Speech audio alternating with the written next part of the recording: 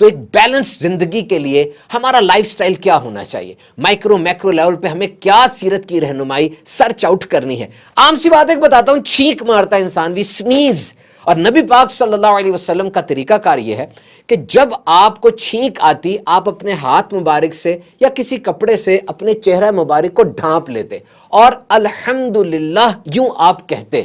اب دیکھیے، ایمان سے بتائیے، پروفیشنل ہیں اور آپ اپنے آفس میں گئے یا مارکیٹ میں آپ موجود ہیں یا کسی کی طرف آپ گئے، وہاں پر کوئی انسان بالکل ایسا ہی کرے، چھینک اسے آئے اور چھینک آتے ہی وہ یوں کر لے، تو یہ مینرز کتنے اچھے لگیں گے آپ کو، کتنا ایکسیپٹیبل پرسن وہ لگے گا، اور اس کے میڈیکل بینیفٹس بھی ہیں۔ آپ کو پتہ ہے چھینک جب آتی ہے نا، ایکچولی کوئی رکاوٹ، کوئی چیز ہمارے نوسٹرلز میں چلی جاتی ہے تو ہمارے دماغ کو سگنل جاتا ہے، وہ ہوا کا ایک تھپیڑا بھیجتا ہے، اور وہ جو ہوا ناک سے نکلتی ہے نا، یہ 160 کلومیٹر فی گھنٹہ کی رفتار سے نکل رہی ہوتی ہے، اور یہ اگر آپ نکالیں گے تو اس ہوا میں ڈراپلٹس ہوتے ہیں، اس کے اندر بیکٹیریا ہے، وائرس ہے، پیتھوجنز ہے، گندے جراثیم ہے، کتنی تیزی کے ساتھ وہ چاروں طرف پھیل جائیں گے، اور یہ پورے ماحول کو خطرہ ہوگا نا۔ اس ناک کو ڈھانپ لینا ہاتھ سے یا کپڑے سے، کتنی حکمت ہے اس میں۔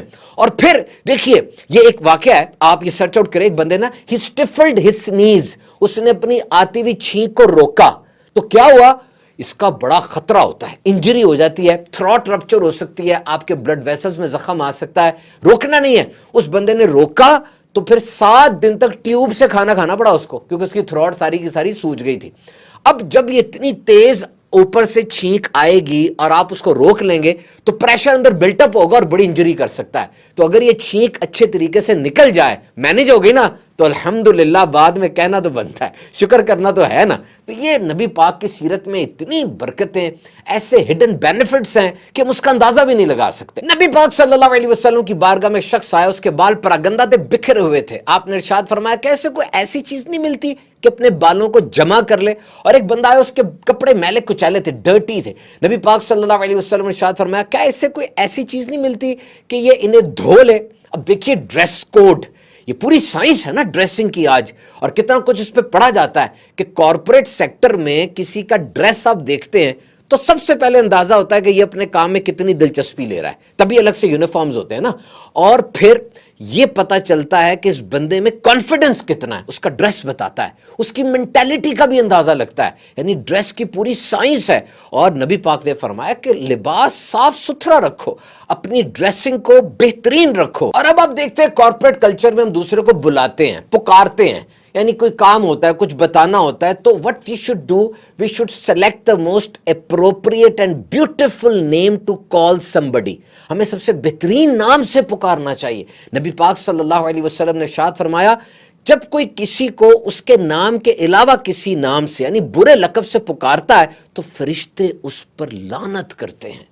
تو دیکھیے یہ بڑا ضروری ہے، یہ آپ کی آئیڈینٹی، آپ کی شناخت کو ظاہر کرتا ہے کہ جب آپ کسی کو پکاریں تو بہت چیزیں دیکھی جاتی ہیں، اس میں کمپنی کلچر بھی دیکھا جاتا ہے، وہ ملک دیکھا جاتا ہے، اور پھر یہ کہ کس کو پکار رہے ہیں، وہ بلو کالر امپلائی ہے، وائٹ کالر ہے، آپ کا کولیگ ہے، آپ سے سینئر ہے، آپ کا جونیئر ہے، اور کس انداز سے آپ اس کو پکار رہے ہیں۔ لیکن جب آپ کسی کو اچھے نام سے پکارتے ہیں اس کا رسپانس بھی اچھا ہوتا ہے، جو کام آپ کو اس سے ہے آپ کو اچھا رزلٹ ملے گا، اور ادھر ادھر والے لوگ بھی وہ دیکھیں گے بھی کیا ہو رہا ہے۔ آپ کسی جگہ پر جائیں اور ایک بندہ دوسرے کو بلا رہا ہے لیکن غلط نام سے پکار رہا ہے، آپ کا کیا امپریشن پڑے گا اس کے بارے میں؟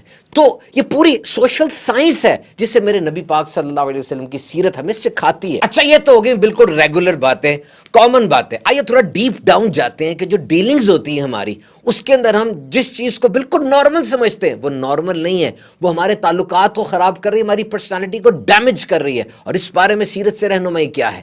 نبی پاک صلی اللہ علیہ وسلم نے ارشاد فرمایا part of perfection of person's Islam is leaving that which does not concern him۔